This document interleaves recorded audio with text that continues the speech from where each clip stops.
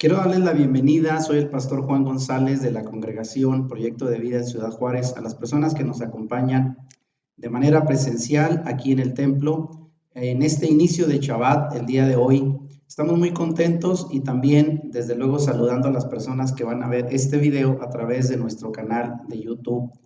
Y desde luego, pues, dándoles la bienvenida a otro mensaje más en la Congregación Proyecto de Vida, y el día de hoy traigo la segunda parte de uno de los temas que recientemente hemos empezado de la nueva serie que le hemos llamado La Guerra Espiritual. Espero que este mensaje sea de bendición para todas las personas que lo van a ver grabado a través de nuestro canal, y desde luego siendo un tema demasiado importante el día de hoy.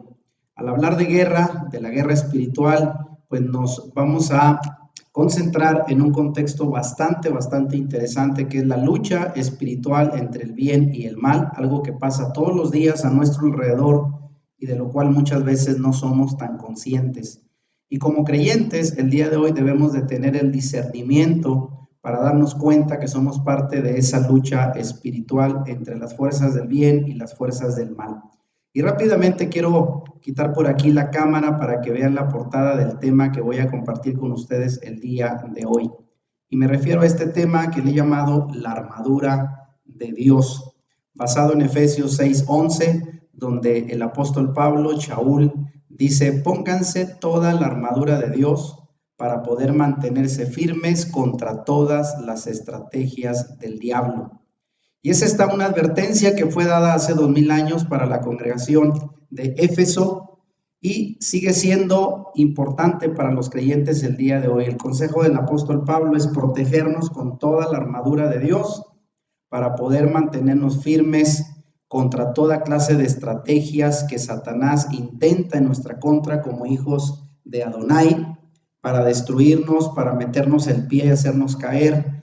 Y sabemos que el día de hoy el enemigo sigue trabajando, aunque a muchas personas les cuesta creer que existe realmente como un personaje real, pero sabemos por la escritura de que su misión en esta tierra es venir a matar, destruir y robarnos toda clase de bendición que recibimos. Así es que muy importante el tema de hoy.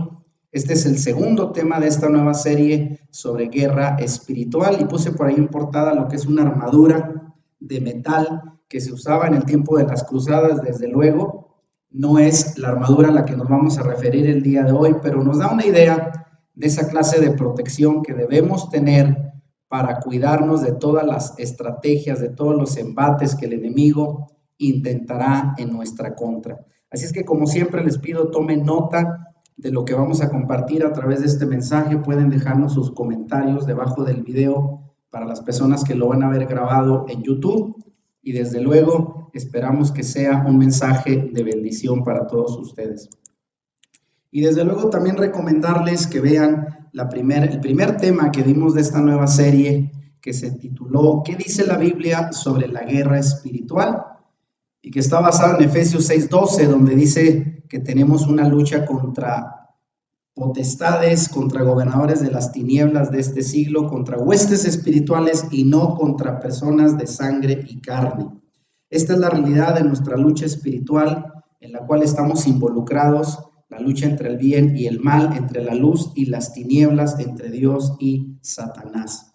Así es de que esto es tan real que debemos de darle toda la importancia de vida a este tema, la guerra espiritual, y desde luego lo vamos a tratar desde un contexto meramente bíblico, ya que aunque este tema de la guerra espiritual es un tema muy común dentro de las prédicas del cristianismo, en ocasiones se le da un enfoque un tanto fantasioso, un tanto dramático, pero no con el contexto que realmente la Biblia lo presenta, y es lo que vamos a ver el día de hoy. Y rápidamente entrando en el tema, quiero dejar muy claro, como lo hice en el primer tema de esta serie, que existe una batalla espiritual muy, pero muy real. Y esto debemos de tomárnoslo muy en cuenta, y pongo por ahí una imagen de un creyente que camina dentro de su vida cotidiana llevando una Biblia, que es la base de su fe, y a través de ella sale pues una fuerza espiritual que lo protege con una espada.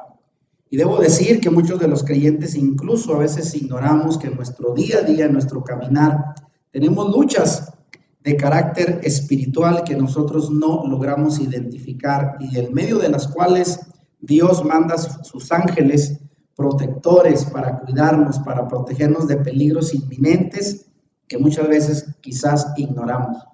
Y de ahí quiero dejar en claro que existe un trasfondo espiritual detrás de nuestras luchas diarias, nuestras luchas cotidianas. Cuando tenemos problemas en el matrimonio, cuando tenemos problemas en el trabajo, adversidades, tenemos en ocasiones luchas también para hacernos obedecer por nuestros hijos, enfermedades, y muchas de estas cosas que pudieran ser de una connotación natural, sin embargo, muchas de ellas traen un trasfondo espiritual que ignoramos. Y de ahí tener en cuenta lo que dice Pablo en Efesios capítulo 6, porque no tenemos lucha contra carne y sangre. Esto significa que nuestros enemigos no son fáciles de identificar en el ámbito espiritual.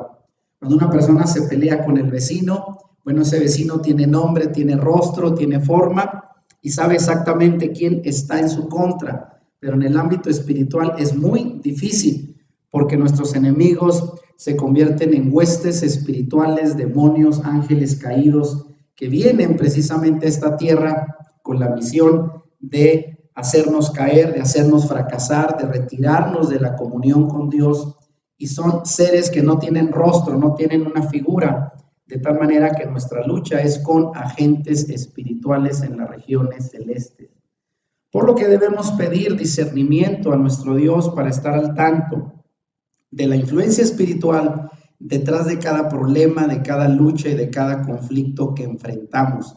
De manera que esta serie de mensajes es muy relevante porque queremos traer a la luz esa clase de luchas y conflictos en el ámbito espiritual que afectan nuestro desempeño, nuestra capacidad de sentirnos felices, satisfechos y sobre todo que a veces nos roban la paz emocional, la paz espiritual sin darnos cuenta. Y ahora vamos a tener herramientas a través de las cuales la Biblia nos instruye de cómo protegernos ante esos embates que las fuerzas espirituales oscuras tratan de hacer en nuestra contra.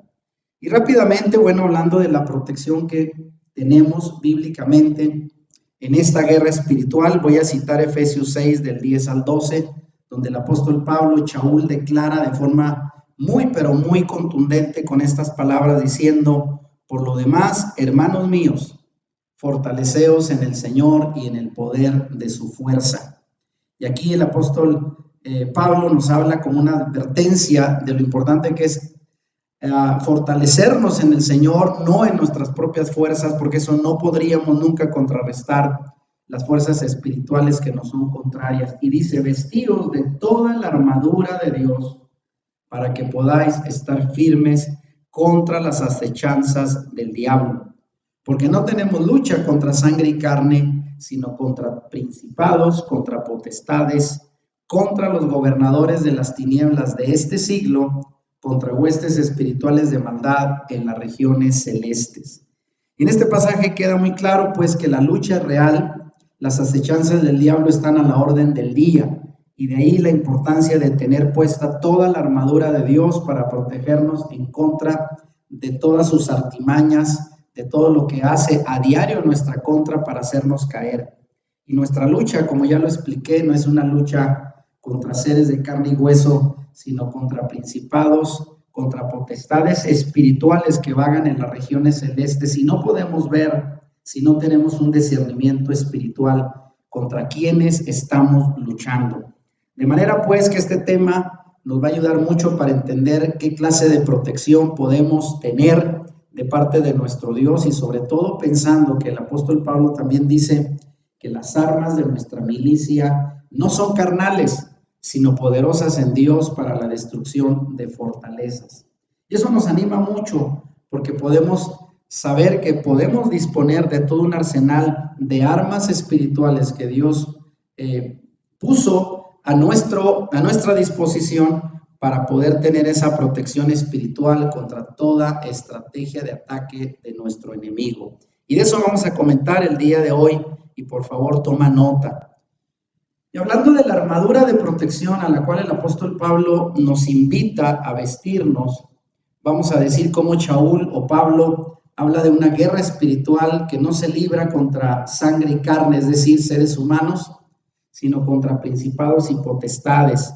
De ahí hablamos de ángeles caídos, de demonios, de huestes espirituales oscuras que vagan en las regiones celestes. Y para esto tenemos que disponer de esta armadura para luchar contra estos espíritus malignos, en los cuales Shaul recomienda que nos equipemos con toda la armadura de Elohim. Y ahí tenemos otra imagen de lo que podría ser una armadura que va a protegernos, obviamente, para ir a la guerra, porque estamos en una guerra espiritual muy, pero muy real, de la cual debemos de tomar conciencia y para la cual no podemos salir sin equiparnos con la armadura necesaria para protegernos. Ahora, la pregunta aquí sería, ¿cómo es esa armadura? Y quiero señalar que los teólogos cristianos desinformados piensan que Shaul o Pablo escribió este texto de Efesios capítulo 6 basándose en la imagen de la armadura del soldado romano. Y ahí pongo una imagen en la parte de arriba en donde vean cómo es la armadura de un soldado romano, que era básicamente de metal, con ese casco característico que llevaba acá arriba como que el cepillo de una escoba, que realmente esa es la imagen que vemos a través de películas, de documentales, de lo que era la armadura del ejército poderoso romano en el primer siglo, del cual seguramente el apóstol Pablo tuvo conocimiento. Sin embargo, en la realidad, la armadura descrita por Shaul no es la armadura del soldado romano, sino la armadura del soldado israelita, compuesta de varias partes ya narradas en las primeras escrituras en el Antiguo Testamento. Y aquí cito solamente Isaías 11:5, donde dice: la justicia será el cinto de sus lomos y la fidelidad ceñidor de su cintura.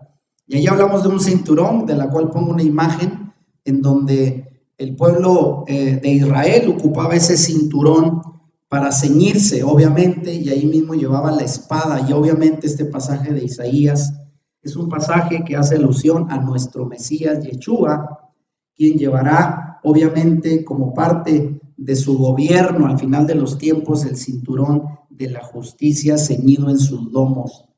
Y obviamente esto nos lleva a un cambio dentro de este tema de guerra espiritual, donde hablamos de la armadura, y dentro del cristianismo siempre se nos enfatizó que esa armadura a la cual Shaul o el apóstol Pablo se refería era la armadura del soldado romano, y ahora nos damos cuenta que no es así, sino se refiere a la armadura que llevaban los soldados israelitas, porque hay que entender que somos herederos de la fe del pueblo de Israel. Somos parte de la herencia de nuestro padre Abraham, el padre de la fe, gracias a Yeshua, en quien hemos creído y ahora nos constituimos como parte. Nuestra identidad está asociada con el pueblo de Israel. Así es que muy importante en este tema, sabemos que la teología cristiana ha girado durante siglos con una interpretación griega de las escrituras, lo cual desgraciadamente nos ha llevado a malinterpretar muchos pasajes, pensándolos e interpretándolos en base a nuestro pensamiento occidental, que está muy influido por la cultura griega, y muchos de los pasajes los hemos malinterpretado por no entender el trasfondo hebreo de las escrituras, y es a lo que hoy nos vamos a referir en este mensaje. ¿Cómo interpretar esa armadura espiritual de la cual el apóstol Shaul, como un buen israelita, nos hace referencia, pero con una interpretación en el contexto hebreo de su pensamiento? Y vamos a entrar rápidamente al tema. ¿Cómo es la armadura a la cual el apóstol Pablo hace referencia? Bueno, antes de entrar en el tema de Efesios capítulo 6, donde se describe esa armadura, quiero señalar que ya en el Antiguo Testamento hay evidencia muy clara de la descripción de esa armadura de la cual el apóstol Pablo escribe en el Nuevo Testamento. Porque muchos hemos llegado a pensar que Efesios capítulo 6, donde habla de esa lucha espiritual y de esa armadura que Dios nos ha provisto, es una idea nueva en el pensamiento del apóstol Pablo. Sin embargo, podemos ver rastros muy claros de cómo en el Antiguo Testamento ya se hablaba de esa armadura de protección. Y voy a hacer aquí referencia primeramente al libro de Sabiduría de Salomón, que aunque sé que no es parte de los 66 libros del canon, en la Biblia Reina Valera, la Biblia cristiana. Es un libro deuterocanónico, esto es, que no está dentro del canon, pero sin embargo, aunque no lo podemos utilizar para temas de doctrina, sin embargo, estos libros que aparecen en la Biblia católica, obviamente se considera el libro de la sabiduría de Salomón, un libro escrito por el rey Salomón y que tiene datos históricos muy relevantes de los cuales voy a mencionar.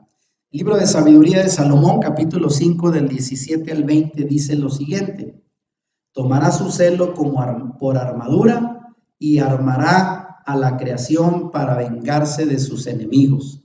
Vestirá como coraza la justicia, ceñirá como casco un juicio inapelable, tomará como escudo su santidad invencible, afilará como una espada su ira inexorable, y el universo luchará a su lado contra los insensatos.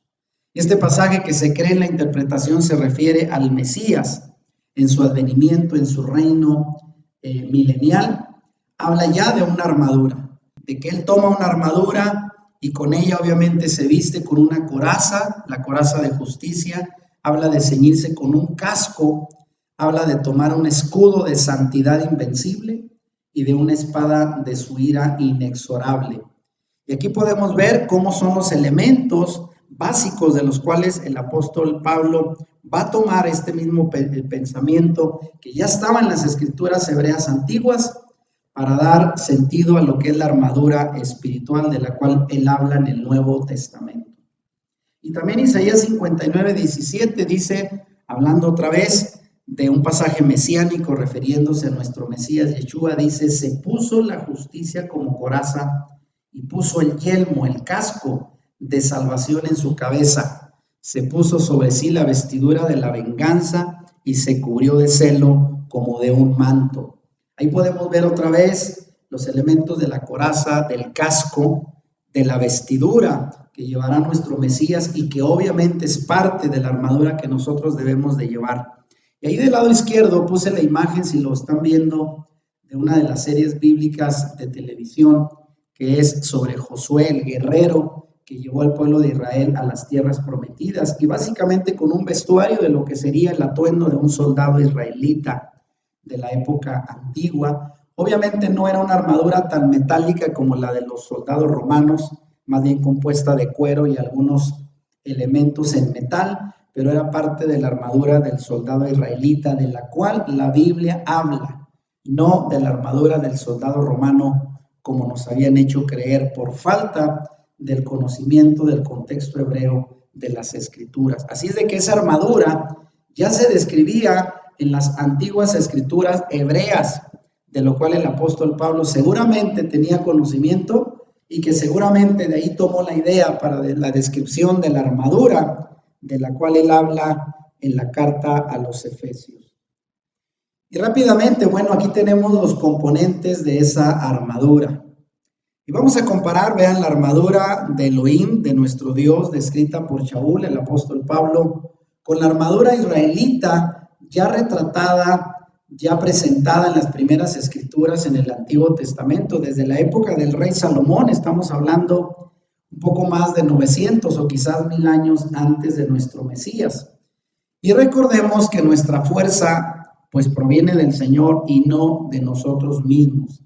La Biblia misma sugiere: revístanse de toda la armadura de Elohim. Este fue el consejo del apóstol Pablo. Y cuando dice de toda, es toda la armadura sin que falte ninguna parte.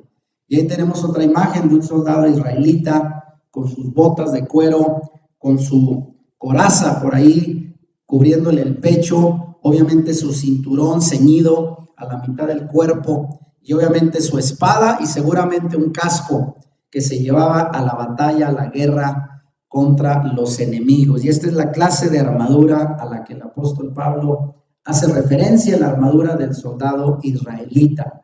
Y vamos rápidamente a ver los componentes de esta armadura.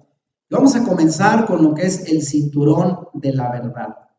Y dice Efesios 6:14, estad pues firmes, ceñidos vuestros lomos con la verdad.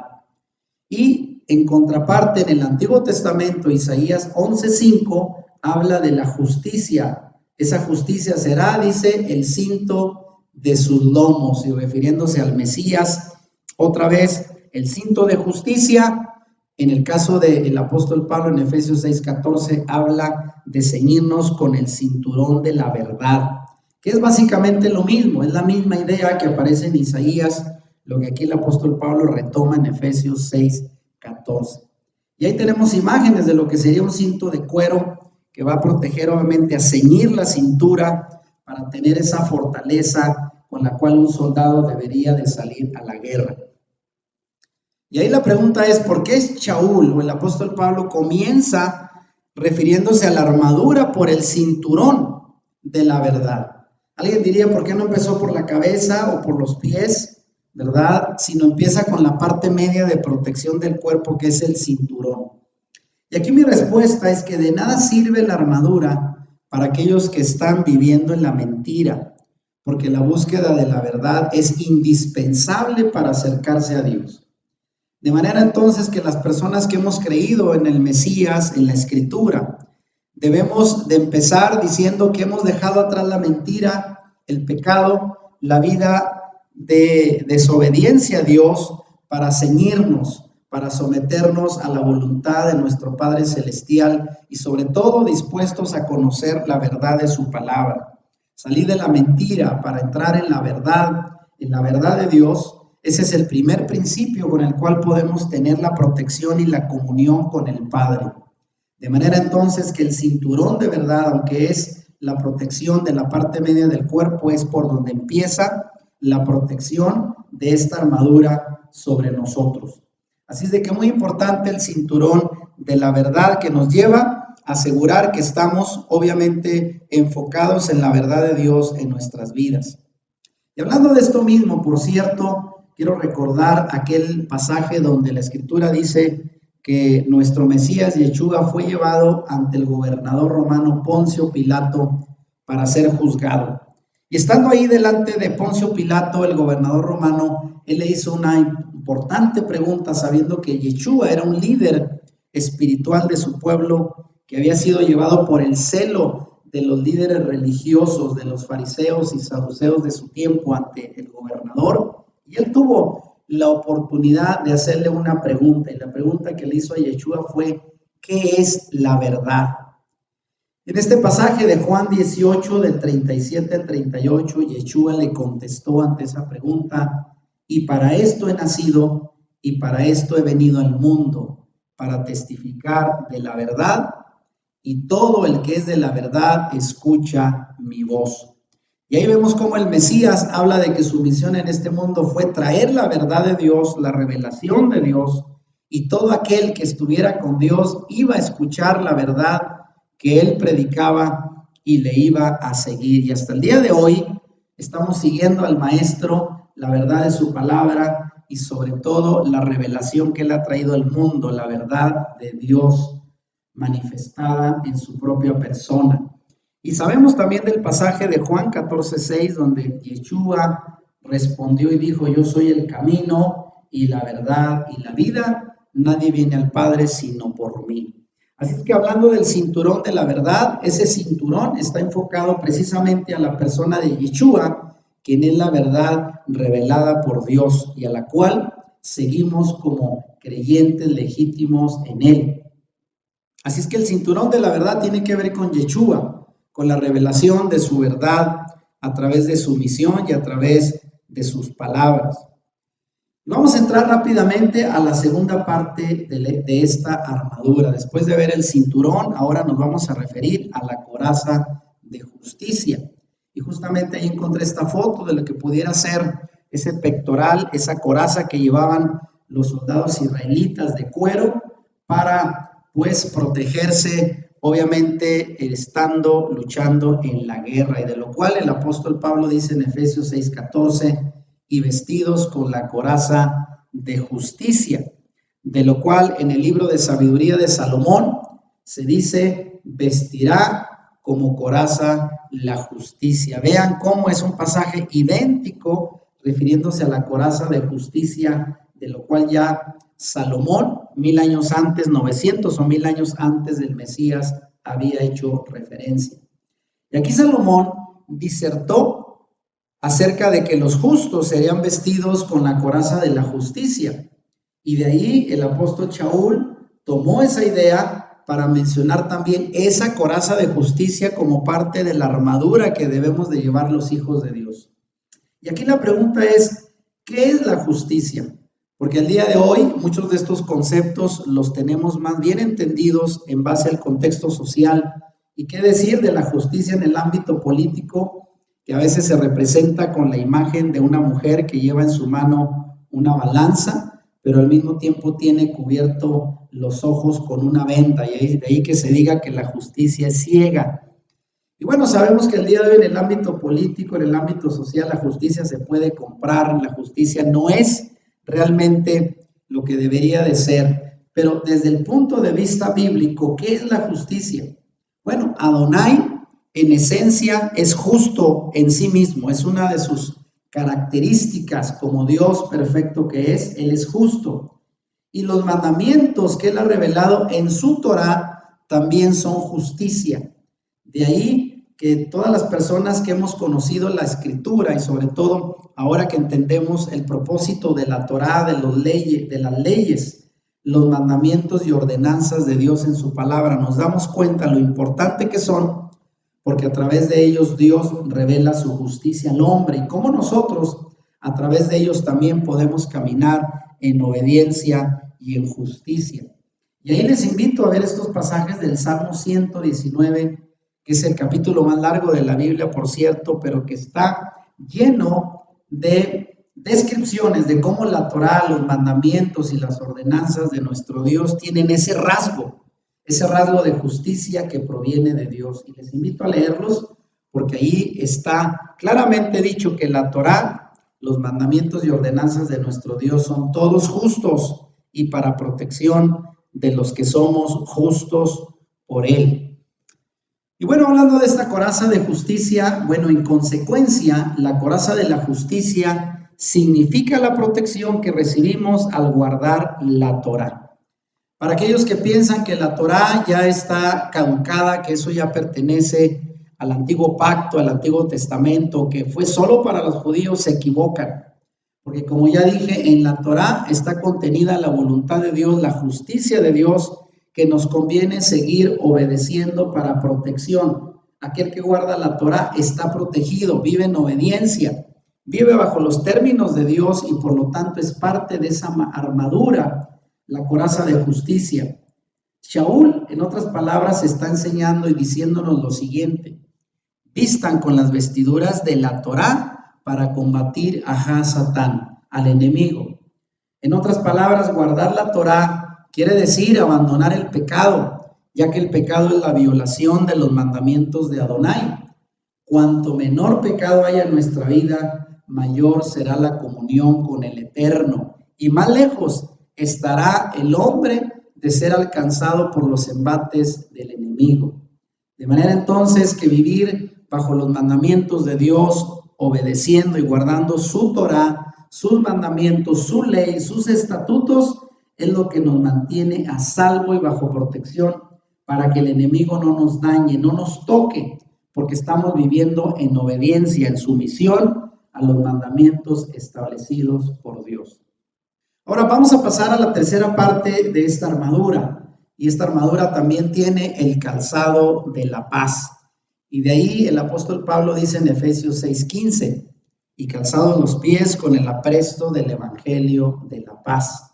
Y en Isaías 52:7, la contraparte de este pasaje, vean otra vez cómo estamos comparando el Antiguo Testamento y viendo cómo estos elementos de la armadura de la cual habla el apóstol Pablo ya estaban descritos en las escrituras hebreas.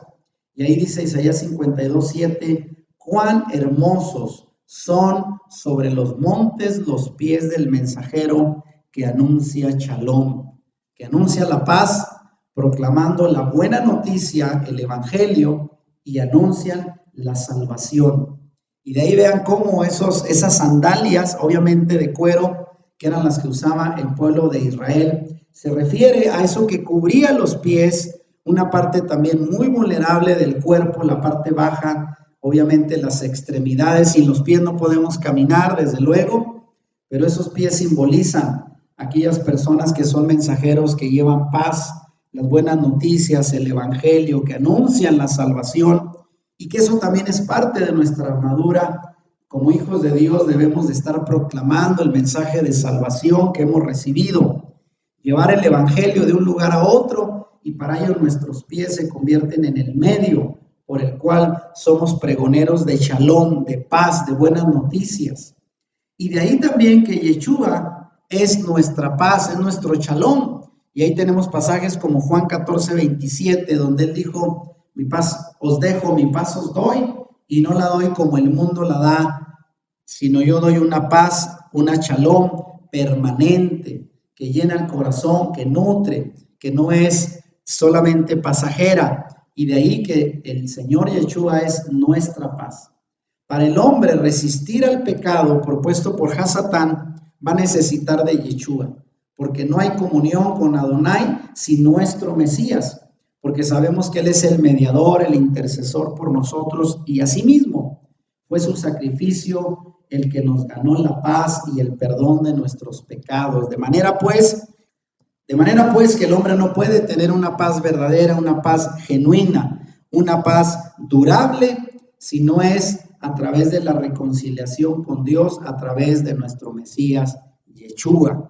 Y eso hay que tenerlo claramente en nuestras mentes para darnos cuenta que esa paz, ese shalom, proviene únicamente de nuestro Dios. Y vamos a entrar a otra parte importante de esa armadura, y me refiero al escudo de la fe. Y Efesios 6:16, Pablo dice: sobre todo, tomad el escudo de la fe, con que podáis apagar todos los dardos de fuego del maligno. Y oigan bien, aquí habla Pablo de cómo él nos va a tirar dardos de fuego. El enemigo no anda jugando con pistolitas de agua para tratar de hacernos daño. Él viene a atacarnos con dardo de fuego de toda clase: calumnias, acusaciones, sentimiento de culpa, de fracaso y un montón de artimañas con las cuales quiere agotar nuestra fe en el Mesías, quiere apartarnos de Dios. Pero de toda esa clase de ataques contamos con el escudo de la fe que nos puede proteger.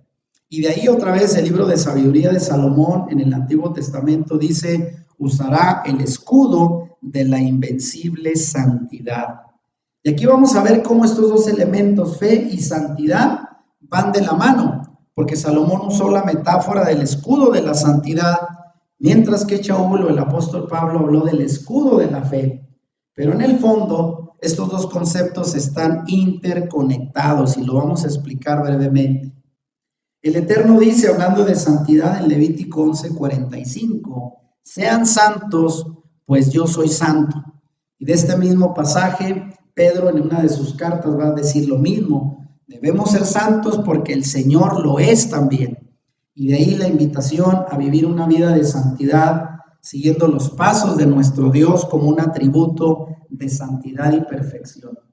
Y en Hebreos 12:4 el escritor dice: esforzándose por el mantenimiento de la shalom, de esa paz que proviene de Dios con todas las personas, y por la santidad sin la cual nadie verá al Señor, al Adón. Y aquí entendemos pues cómo la santidad es una cualidad, un atributo que debemos de buscar en nuestra vida de acercamiento a Dios, porque esto es lo que nos va a proteger como un escudo. La fe y la santidad van de la mano. Ahora, al hablar del escudo de la fe, sabemos que la santidad significa llevar una vida apartada, estar separados para nuestro Dios, llenos de la presencia de ese espíritu de santidad que Él nos da, y sobre todo lejos del pecado.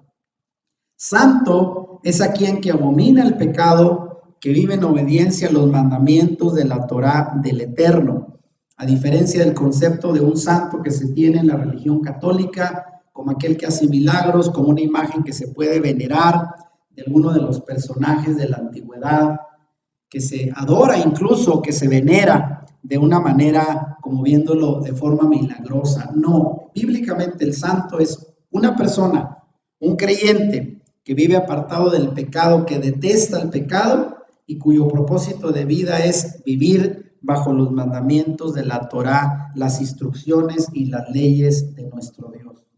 Y a su vez, la palabra fe, en hebreo lo hemos explicado, es la palabra emuná, que tiene el sentido de creer, pero también obedecer los mandamientos prescritos por Adonai en su palabra.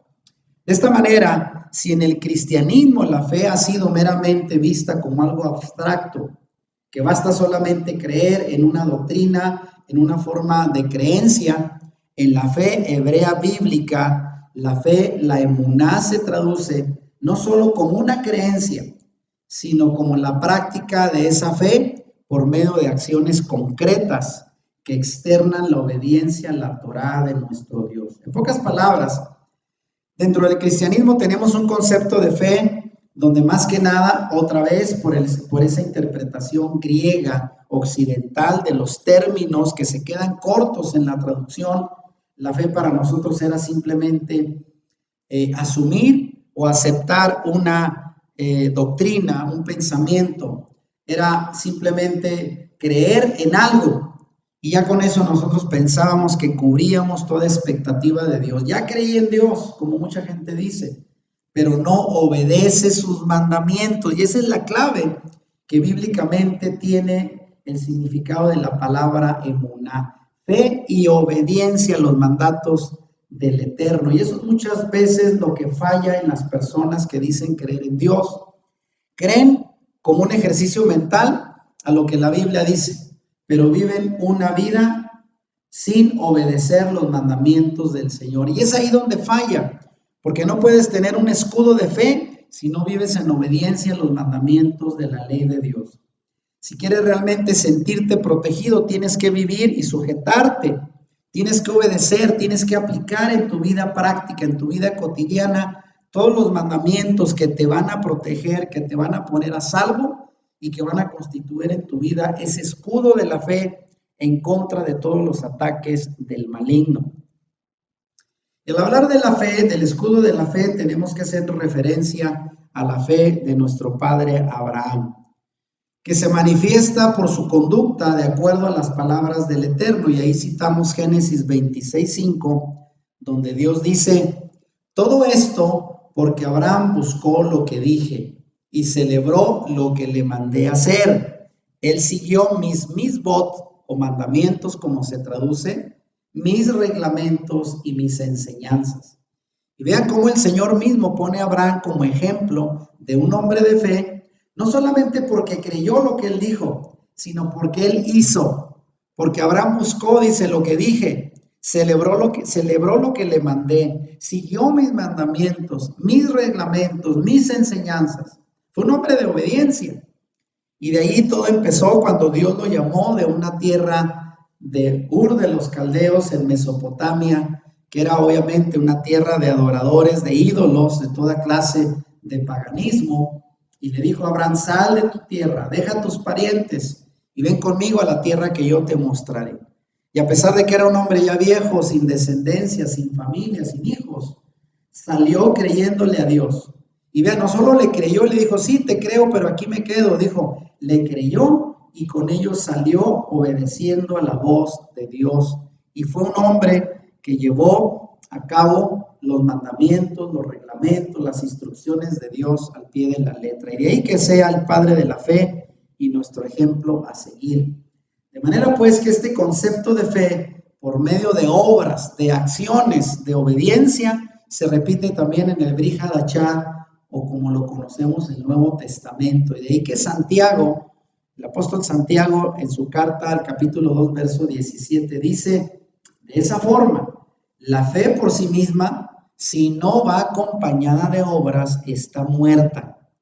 Y de ahí debemos de entender que este pensamiento no contradice a la definición de fe que da el apóstol Pablo, donde él dice que la fe es confiar en el Mesías, pero sabemos que no es contraria, porque confiar verdaderamente también implica acción de obediencia. Y eso es a lo que se refiere Santiago. Si decimos tener una fe, pero no actuamos, no obedecemos, no andamos conforme a los estatutos y mandamientos de Dios en su palabra, simplemente nos engañamos y nuestra fe es muerta, nuestra fe es vana. De manera entonces que si tú quieres vivir bajo la protección de Dios, bajo ese escudo de fe, tendrás que obedecer, practicar y asumir, obviamente, los mandamientos, las instrucciones que Dios da en su santa palabra. Y también, obviamente, en este escudo tenemos la relación, como ya dijimos, de la fe y la santidad. Porque la verdadera fe es exteriorizada por medio de la obediencia a los mandamientos de Adonai, contenidos en la Torá y en las palabras del Mashiach, del Mesías. Y tal obediencia aleja al hombre del pecado, haciéndolo santo, porque ya dijimos es una persona apartada que se retira del pecado para obedecer los mandamientos de Dios, y eso es santidad. Y de la misma manera, la fe, la emuná genuina, lleva a la santidad.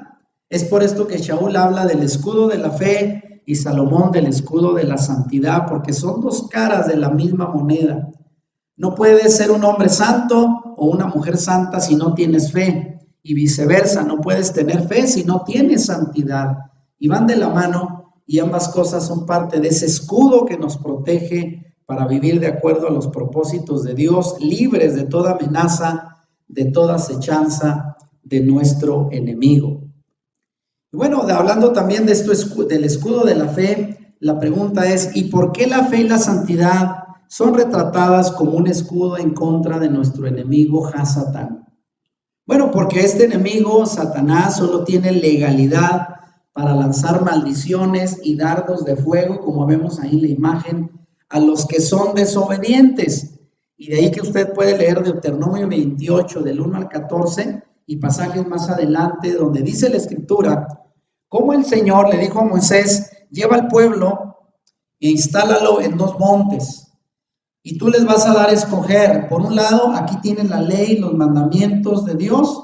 Si los obedecen, les va a ir bien, van a ser prosperados y bendecidos. Pero si deciden no acatar las órdenes y mandamientos de Dios, sepan de una vez que les va a ir mal. La tragedia, la maldad les va a alcanzar por su desobediencia. De manera pues que las personas que quieren ser obedientes van a vivir bajo la bendición de Adonai, bajo la prosperidad y protección de Él, pero la persona que decide vivir en desobediencia va a ser alcanzada tarde que temprano por los ataques del enemigo, porque ese es el escudo de la protección, implica la fe, la obediencia y la santidad. Luego la fe y la santidad van a proteger al hombre de las maldiciones planificadas por el enemigo, actuando como un auténtico escudo de protección. Así de que aquí queda claro, pues, cómo vivir bajo fe y obediencia, bajo santidad, es la mejor protección que podemos tener como parte de esa armadura, de ese escudo que nos va a proteger de los embates del enemigo. Y vamos a pasar ahora a otro elemento, el casco de salvación. Y ahí tenemos la imagen.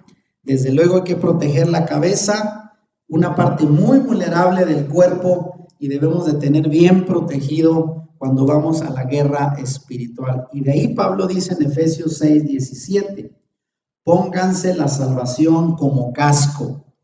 Y en Isaías 59:17, hablando de este mismo elemento importante, dice, y puso el yelmo. El yelmo significa el casco de salvación en su cabeza.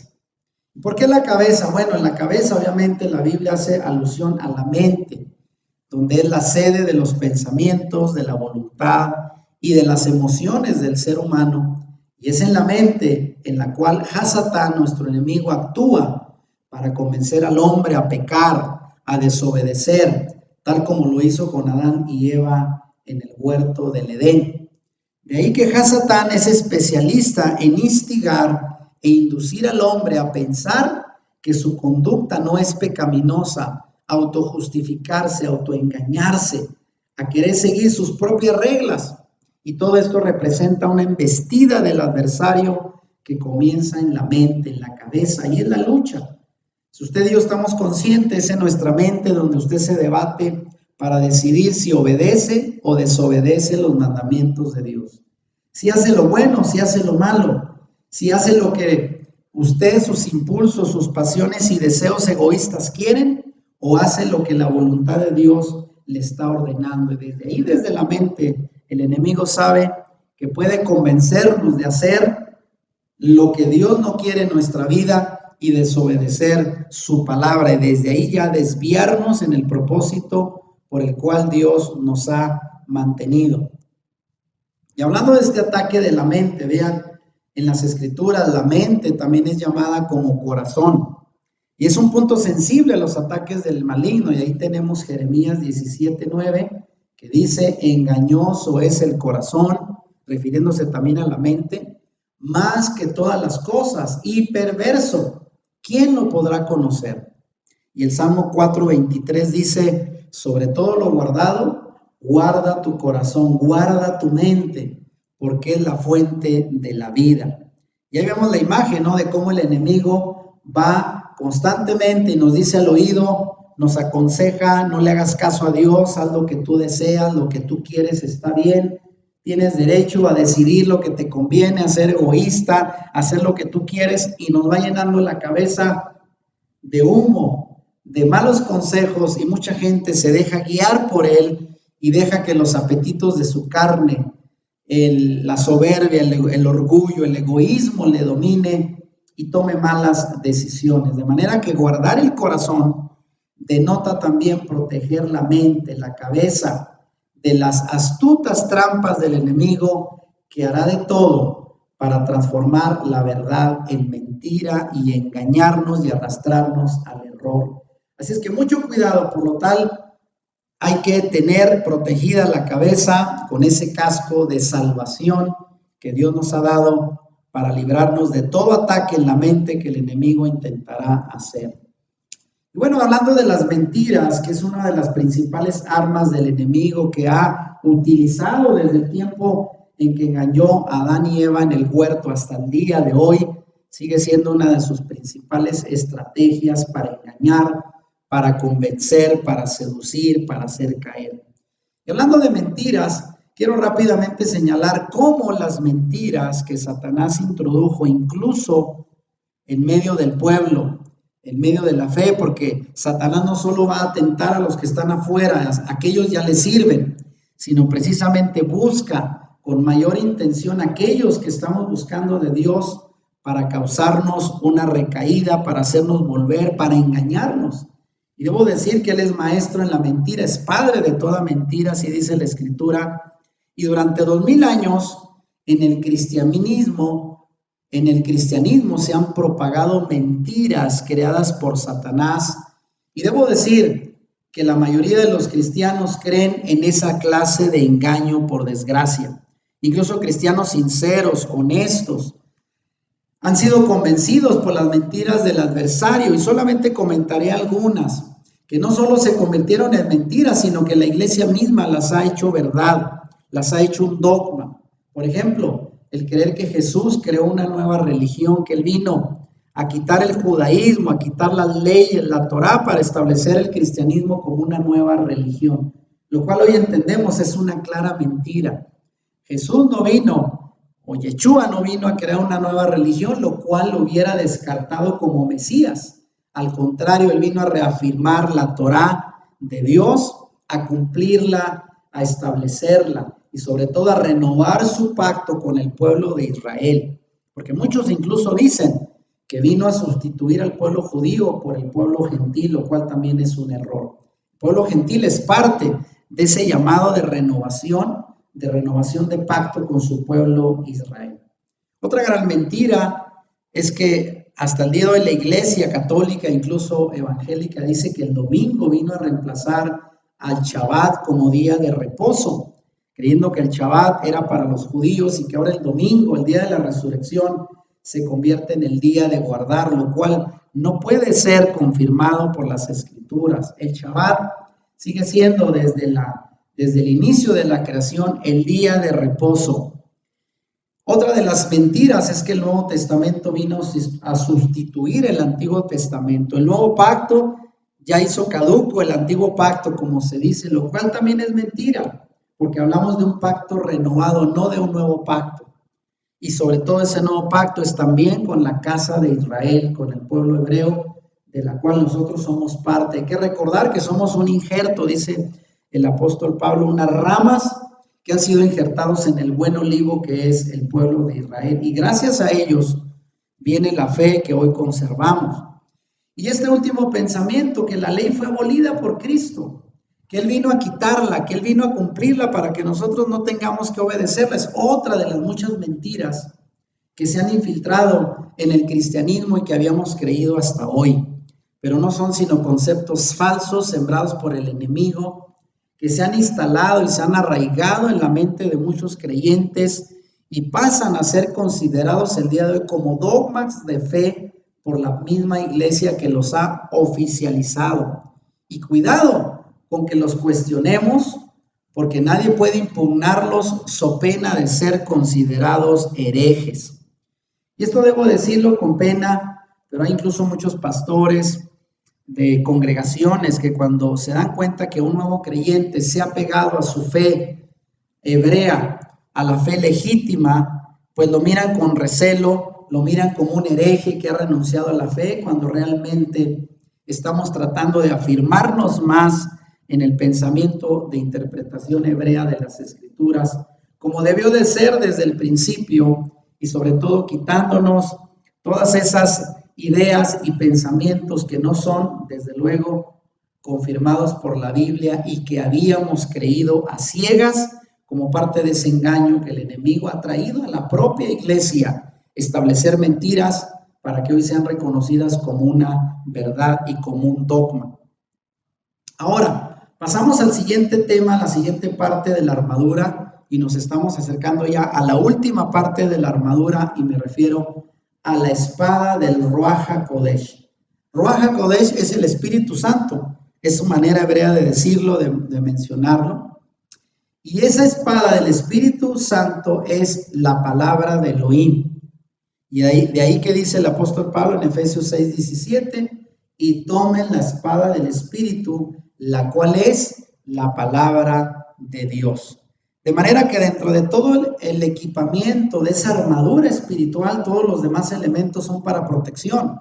El casco de la cabeza, acá la coraza para protegernos el pecho, el cinturón para ceñirnos, los zapatos o las sandalias, proteger nuestros pies, el escudo de fe, desde luego, que nos protege de los dardos del maligno, pero ahora tenemos el único elemento que nos sirve para atacar, para ir a la ofensiva en contra de nuestro enemigo, y es la palabra, es la espada, la palabra de Dios, que desde luego el enemigo no puede resistir. Se recordarán ustedes cómo fue que nuestro Mesías Yeshua lo venció cuando el enemigo se atrevió a tentarlo por 3 ocasiones en el desierto, cuando estaba en ayuno antes de iniciar su ministerio. En las 3 ocasiones le citó la palabra y el enemigo tuvo que huir, porque el enemigo no resiste cuando un hijo de Dios que vive en santidad y en fe cita la Escritura en su defensa. El enemigo no tiene más que hacer para atacarnos y va a huir, porque la palabra de Dios es viva, eficaz y poderosa. Y de ahí que dice también en el Antiguo Testamento, Salomón en el libro de Sabiduría, afilará como una espada su ira inexorable. De manera entonces que la espada es parte de este equipamiento de la armadura espiritual. Shaul habla sobre la espada del Ruach, del Espíritu, explicando que se trata de la misma palabra de Elohim. Y esta espada es descrita también por Salomón como la ira implacable de Adonai en contra de sus enemigos, como un arma de ataque. En este caso la ira, pero que también proviene de Dios mismo para estar en nuestra defensa de nuestros enemigos. Y vean, hablando de la palabra de Elohim, que es también Yeshua. Juan, el apóstol Juan, ve a Yeshua en la revelación del Apocalipsis con una espada saliendo de su boca. Esto usted lo podrá ver en Apocalipsis 1:16. Y de ahí que se deduce que la espada simboliza la palabra de Elohim. Esa espada que sale de la boca de Yeshua es la autoridad de su palabra. Es la palabra misma manifestada a través de Yeshua, nuestro Mesías, y es el mismo instrumento de castigo que será utilizado en el juicio contra los impíos, de lo cual el Apocalipsis está lleno de referencias de cómo la palabra del Señor será la medida a utilizar para traer juicio a los que vivieron en desobediencia. Pero quiero que vean Apocalipsis 19:13 que dice, hablando de Yeshua, de nuestro Mesías, que está vestido de un manto teñido de sangre y su nombre es Palabra, Torah de Elohim. Y ahí lo podemos ver cómo en su venida, Apocalipsis 19 habla de cómo él va a aparecer al final, a venir a establecer su reino y vendrá vestido de blanco con una corona que dice Rey de Reyes y Señor de Señores. Y también dice con una túnica blanca teñida de sangre, hablando de su sacrificio en la cruz. Y dice que en su muslo traerá el nombre, el verbo de Dios. Y el verbo significa la palabra, la Torah de Elohim. De manera que nuestro Yeshua Mesías es la Torah viviente. La palabra viviente es nuestro Mesías. De manera pues que todos los hombres al final de los tiempos serán juzgados de acuerdo a esa palabra, a esa autoridad que Dios reveló a través de Yeshua, que será el juez al final de los tiempos. Ahora bien, quiero terminar con esto. Sabemos de esta armadura que nos protege con todos los elementos que ya hemos señalado y que debemos de utilizarla día con día para protegernos de todo embate del enemigo. Pero aquí quiero mencionar lo importante que es tener una sola interpretación de la palabra. En este punto que es muy importante, ya que la Biblia, la misma palabra, es interpretada de diversas maneras. Actualmente, hasta el año 2019, según una investigación, existían más de 45,000 religiones y sectas y denominaciones en el mundo. Y todas ellas juran que siguen solo la Biblia para sus creencias y doctrinas. Sin embargo, sabemos que por desgracia hay tantos grupos que piensan, que predican de manera distinta, supuestamente partiendo de la Biblia, pero con interpretaciones muy erradas. Y de ahí que no haya muchas verdades, sino una sola verdad, y esa verdad la tiene nuestro Mesías. Él es el único que es poseedor de la verdad absoluta. Nosotros, por más que intentemos, estamos cada vez tratando de acercarnos más a la verdad, pero aún tenemos errores, y el único que tiene toda la verdad absoluta es el Señor, y nos la revelará en su venida al final de los tiempos. Obviamente, con tantos grupos religiosos, la gente se pregunta, ¿y quién tiene la razón? ¿Quién tiene la verdad? Pues debo decir que nadie. Tenemos la verdad absoluta. Todos los días intentamos acercarnos a ella, que Dios, que su Espíritu nos revele su palabra, su verdad, y sobre todo que hagamos una buena interpretación de ella, guiados por su Espíritu y no por nuestras propias ideas, que es la causa por la cual han salido tantos grupos, denominaciones, iglesias, sectas, incluso con creencias muy alejadas de la verdadera interpretación de la Escritura. Y quiero terminar diciendo que finalmente la lucha entre el bien y el mal es una realidad. La lucha entre la verdad y la mentira, entre la luz y las tinieblas, se está librando todos los días una batalla espiritual, una batalla entre la verdad y la mentira, entre la luz y las tinieblas, de la cual somos partes. Y se trata de una batalla encabezada por aquel que vino para testificar de la Torá, nuestro Mesías, Yeshua HaMashiach, contra todos aquellos que son enemigos de la ley del Eterno. Y debo decir que por desgracia ahí van a estar muchos que se dicen creyentes, pero que predican en contra de la ley, en contra de la Torá de nuestro Dios. Por desgracia se van a encontrar quizás un día sorprendidos que se convirtieron en enemigos de la Torá, de la ley establecida por nuestro Mesías, y quedarán del otro lado, del lado de los enemigos, de los transgresores que viven sin Torá. Porque si la Torá es la verdad, el cinturón de la verdad es esa obra de la cual Yeshua ha testificado desde su primera venida por la Torá, y eso es lo que debemos ceñirnos todos los días, con la verdad, para combatir las mentiras de nuestro enemigo Hasatán, que es considerado el padre de mentira, el engañoso. y debemos de tener mucho cuidado. Y con esta reflexión quiero terminar para invitarles a protegernos, a cuidarnos. Tenemos que hacer uso de toda la armadura de Dios, como dice Shaul. Pónganse toda la armadura de Dios para poder mantenerse firmes contra todas las estrategias del diablo. Y con esto termino, invitándoles como siempre a que sigan nuestro canal en YouTube, a que comenten este video, a que lo compartan y sobre todo esperando que estos mensajes sean de bendición para ustedes, que ese es el propósito por el cual los preparamos con mucho cariño para compartir la palabra, las buenas noticias de fe con las personas que siguen este canal. Así es que vamos a dejarlo hasta ahí. Tendremos luego la tercera parte de este tema sobre guerra espiritual, que espero estén atentos a compartirlo, a recibirlo una vez que lo podamos predicar desde la congregación Proyecto de Vida, desde la cual les mandamos un caluroso saludo a todos los seguidores de nuestro canal, volviendo a las raíces de nuestra fe. Si te gustó este video, dale like y compártelo con tus amigos. Suscríbete a nuestro canal si no lo has hecho y activa la campanita para que YouTube te avise cuando subamos nuevos videos. Bendiciones.